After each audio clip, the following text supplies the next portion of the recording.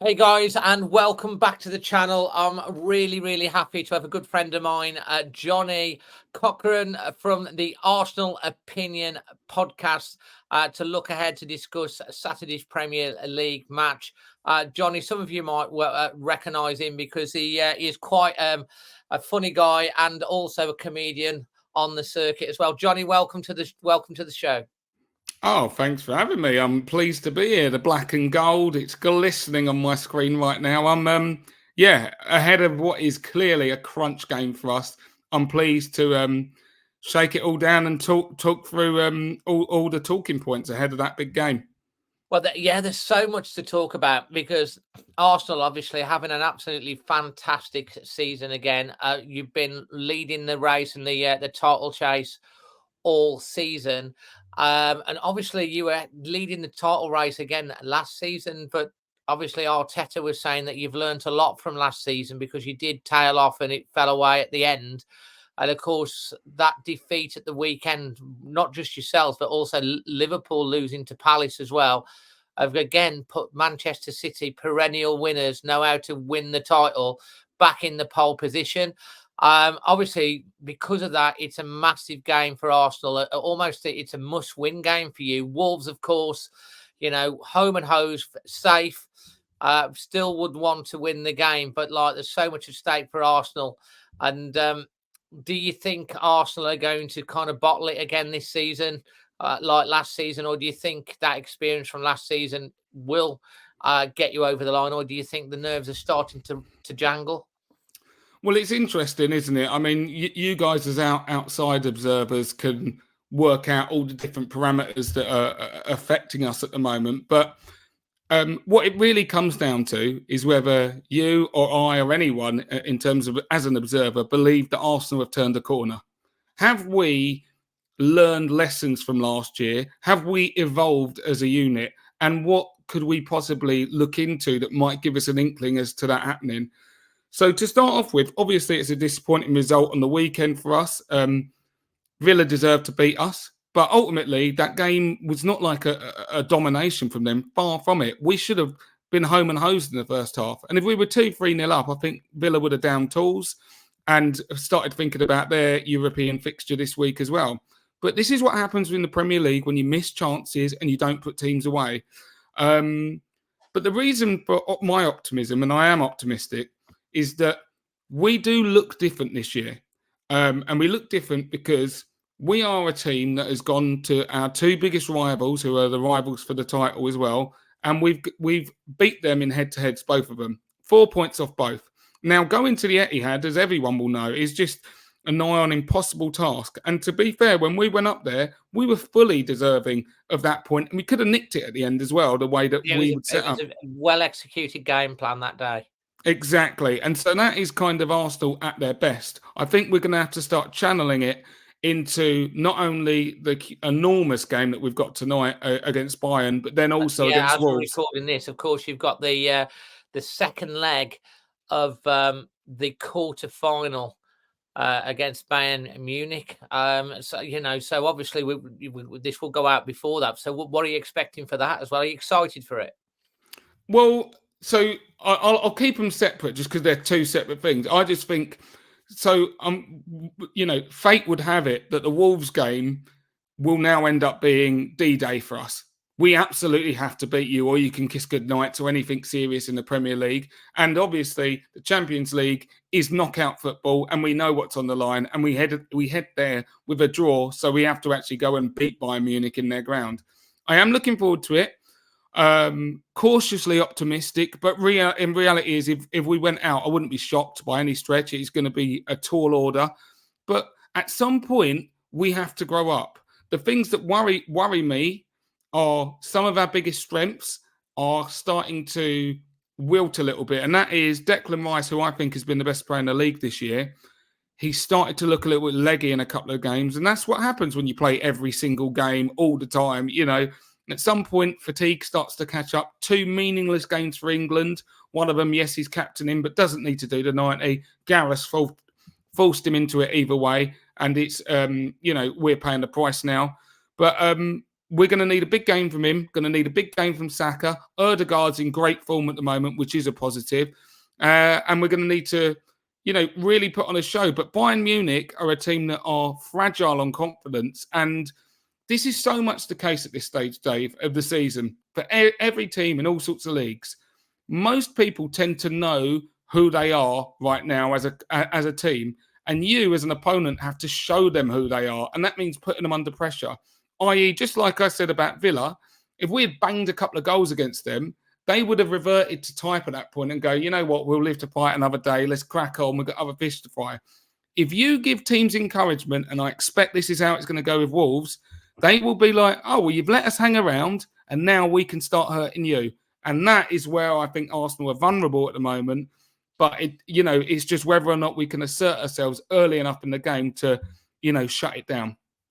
So on that, what have you made of Wolves? I mean, at the start of the season, before the season started, what were your expectations of Wolves, and what have you seen of Wolves this season and the job that Gary O'Neill has done?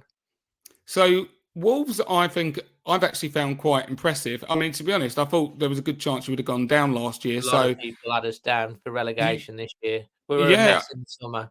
It was all over the gaff. I thought Gary O'Neill, was a plucky manager, but hadn't showed me anything that suggests that he was a Prem level manager, like outright. I think he showed that this year. There's been a step forward. He did some good work with Bournemouth, but ultimately, this seems to be his best job so far, in my opinion. When you played us at the Emirates, I was really impressed with how you went about your work. And there's a couple of highlight players where I feel that Arsenal and Wolves will continue to be kind of bonded, because there may end up being some player transfers between the clubs. Now, between the clubs, I say your player coming to ours. But so the first guy that impressed me is Cunha. After that game, because there's a lot of talk at Arsenal that we need a striker, okay? And after that game at the Emirates, I was like, I think we need to have a look at this guy seriously. He's the right age profile. He's big. He's strong. We've always tended, as you'll obviously know, our most famous proponent of this, have had strikers that can drift out wide and do a bit of wing play, but then also come in and do damage. I'm not suggesting Cunha is the next generation of Thierry Henry, but the fact is that, having strikers like that and versatility work well in our system. But I remember when I was working with you before, in the summer, I mentioned that William Saliba is the best defender in the league, and there were people laughing at me. Now I say it. Who's laughing? Who's laughing? Our best two are the best defensive pair in the league and in Europe, for that matter. So anyone who gives them a good game, I, doff my cap and I take seriously. It is the litmus test. And I thought Cunha looked very decent in that. You've obviously got Neto, who for me has started to go to another level, but ultimately it's just the injuries that are the biggest issue with that guy, because he has top level potential, but if you break down all the time, there's a whole host of players who... He's been with us for 5 years and we've had 2.5 years on the pitch out of him. So he's been injured that many. In fact, I've done an article for BBC Sport today. If you go on the Wolves page and talking about the summer, and if there's obviously you talk about Cunha and there's Gomez and Kilman and there's a few others, Ryan Ait-Nouri, but like if Wolves are going to sell one, it would probably for me be Neto, not because we want to sell him, because on his day he's world class, he can destroy. It's because you don't get him on the pitch. He's a bit of a luxury, and Wolves can't afford a luxury player. So if we get 60-70 million, it's kind of like that would be the one that, sadly, as much as we do love him, if he's not fit half the time, you'd sell him. And I do agree with that, but unfortunately, I don't think you get 60-70 because of just that. I think any club, in any good conscience with a player that is that injury prone should not be paying that much money. Still get a good price, but for a guy who anyone who signs him would be taking a gamble whether they're ever going to see the best out of him, because he's just breaking down all the time. Ait-Nouri looks good. It came into my fantasy league a couple of weeks ago and has since picked up an injury. In fact, I might ask you live on this, is he going to be back for the weekend? I believe so, yes. Oh, right, I'll leave it in there. He put it like this. He was in the match day squad for the game at the weekend. and he was, even though he got a little bit of a calf, I think it's a calf strain. Yeah. But at the last minute, he wasn't in the last match, so he was close. So I Right. think they just took him out because they just wanted to protect him. So 7 days on, I'm expecting that Ryan Aït-Nouri will be involved Sure. with the game at the weekend. And as you say, he is super talented. He's been linked with Manchester City this week. He's 22. He's contracted to Wolves till 2026. He was bombed out by Lopetegui. If he'd have gone in the summer for like 5 million, probably no one would have taken any notice. He's brilliant. He's so skillful. He's like the Wolves Messi. He's that Yeah. good. So yeah, there's people sniffing around him as well. Can play further forward, wing back. And you talk about Cunha as well. I mean, how much do you think he's worth? Well, part of the charm with him is I think that at the moment we would be any club would be getting him before he's gone to the next level, so it wouldn't be obscene price premiums. But yes, if there was a 50 million, 60 million pound price tag, I'm not sure if Wolves We paid would. about 40, 42, 43 for him. Yeah, so there's going to be an increase, but I don't think that. I mean, Wolves would try and. It's what I mean is with a lot of these players, it would ultimately come down to the fact that and I know he was a record signer at the time under Lopetegui, wasn't he? I Yeah, believe. yeah, yeah, yeah. So it would really depend, and I know this is not nice subject matter, but whether the player starts kicking off and saying, a bigger club's come in for He's me. not that type of player, couldn't you? No. He is no. He's really, really settled at Wolves. Is a big part of the dressing room. He's very, very happy. Mm. You can see the way his demeanour is, and he's enjoying his football at Wolves. As I say, he's not been here that long, so I think he's gonna. I think he'd probably be one of the most least likely to leave, Yeah.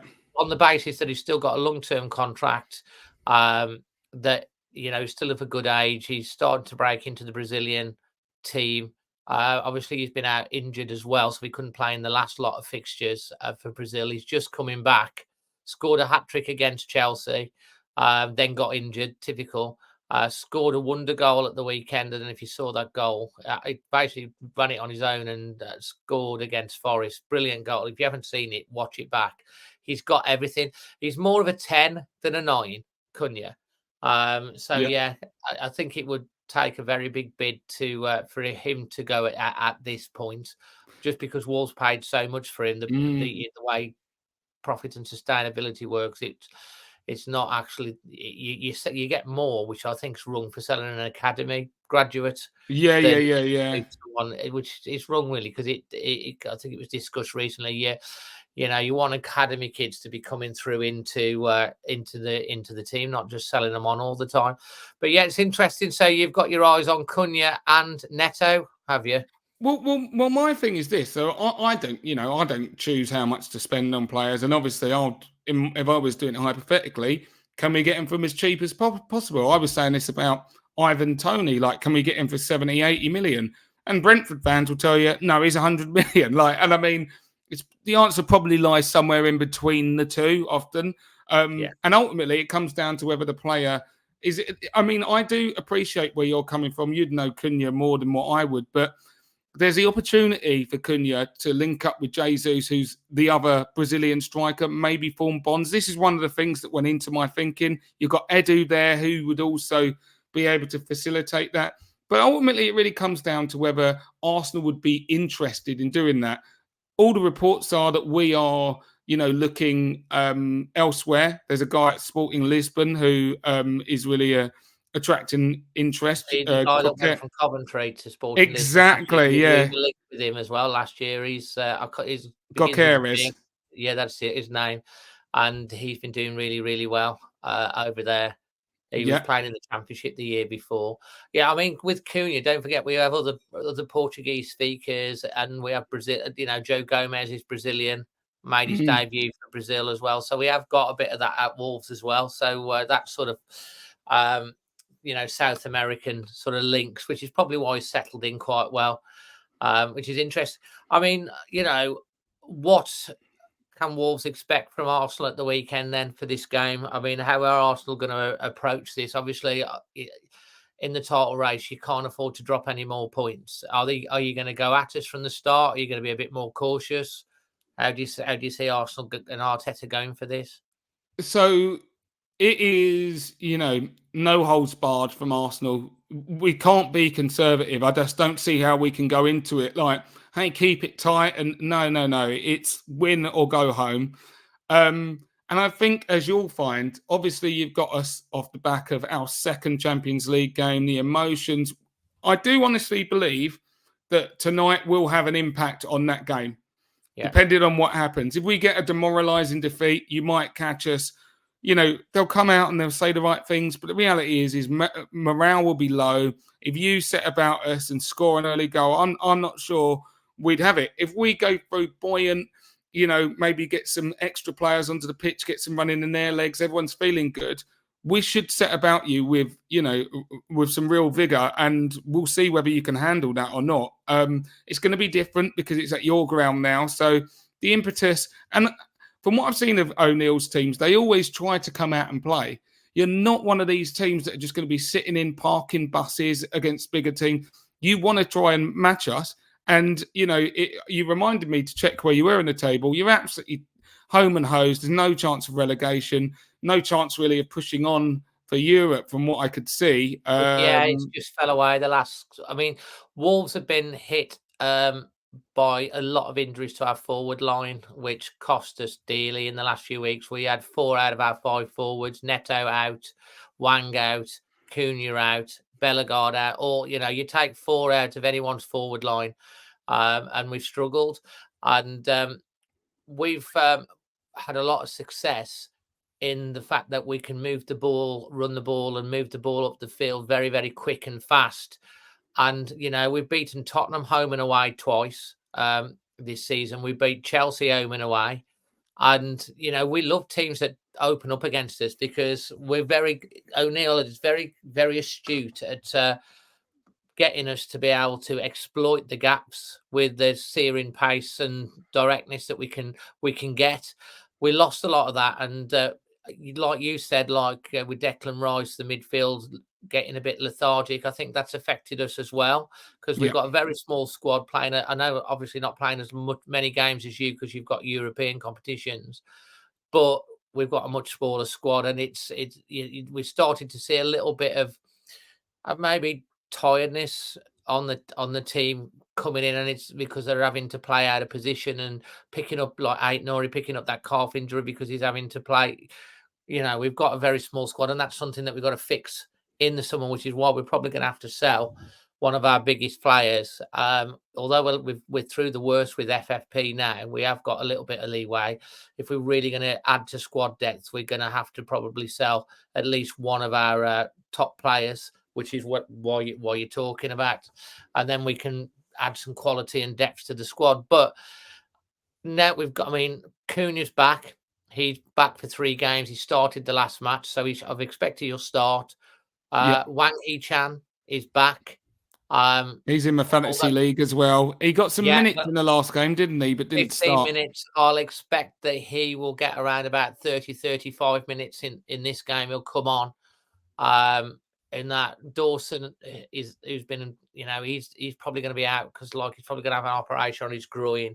So they'll probably have Santiago Bueno, Uruguayan international, in the centre. So we've got a very young back line, and we've been a bit naive with some of the goals that we conceded recently. And obviously, Arsenal have got super talented midfield, super talented forwards, and you're strung everywhere you look across the park. But on any given day, any team in the Premier League can beat any team. And Wolves are a team that, we haven't got much to play for now, but we haven't got much to lose either. So it could be an interesting one. Just to finish up on, what's your score prediction for this game? Your gut feeling and your head and your heart, maybe. Well, this is a tricky one to do because, as I stated earlier, I honestly do think it could almost go either way based on the Champions League result. They are intrinsically linked, and obviously there could be injuries and all sorts that might come out of it. But if I do it in isolation, I think because we have to win, we find a way. Because otherwise, reality is we're folded for the second year in a row. And I that's think a stigma that will start to get attached with Arteta's teams then, won't it?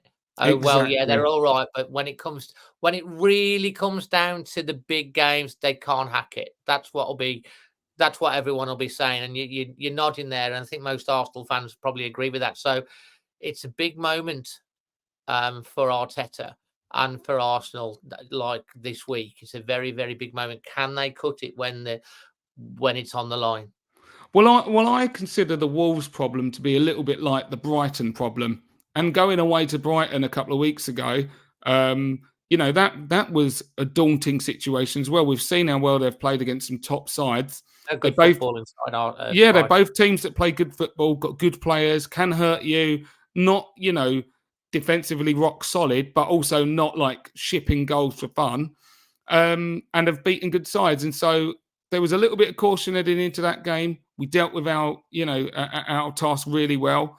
And I, if things go our way, and obviously, hopefully they do in the Champions League, I consider it to go in a similar fashion. And I'll probably plump for a 1-3 3-1 to the Arsenal in this game. A late goal to even make it look a little bit more convincing. But I envisage it to be a tight game throughout, and maybe, we score late on to go ahead and maybe get a final one for a cherry on top when you're pushing forward.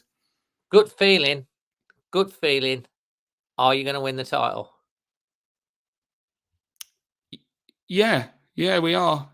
Yeah, I mean, I said we were at the start of the season. I think can I be honest? This is what I mean. Like I think we're going to win one of these trophies. And right now it doesn't look like it, but I do think we'll win either the league or the Champions League. So if we get through in the Champions League and we've got more games, it might mean that we come up short in the league. Guess what? I don't mind being wrong in a prediction, and that's a very nice, alternate prize. It'll be our first in our club's history. I'd rather win the Champions League if I'm honest, but like marginally. I would only say marginally. But if certain results play out a certain way, if we can beat you, and this is why it's so massive, I think Man City will drop points at Brighton. I think they'll draw. They've got to play Real Madrid today, and that's going to be another ding-donger. Oh my! What a game that was, 3-3. I mean, I think the games last night were insane. I mean, there's so many goals in it.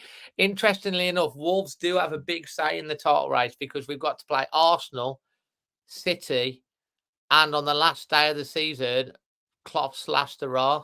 We're at Anfield. Wow! Yeah. So where have you got City? At City. Okay. But we have won there before. And obviously, the last match of the season at Anfield, obviously for Liverpool fans, it's going to be very, very emotional. And to be honest, I think 3 out of the last 6 seasons we've had Liverpool away on the last match of the season. It's crazy. So so we've got Wolves. Wolves actually have a big say in the title race. If we can drop points off 1 or 2, you never know. I mean, it'd be interesting going into that. For me, going into the last match of the season at Anfield, Klopp's last game, and if the title's on the line for City, Liverpool, and Arsenal, to be part of that global thing, which everyone's going to be watching, is and to be there is going to be quite an experience, I say. But you just about think you're going to do it.